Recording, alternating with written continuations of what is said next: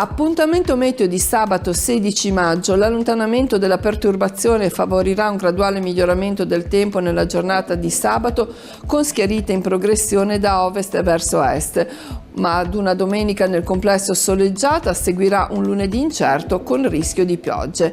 Oggi avremo un cielo generalmente sereno, poco nuvoloso, asciutto in prevalenza, soleggiata a ponente. Nell'arco della mattinata estensione del miglioramento su tutta la regione con cielo sereno e limpido.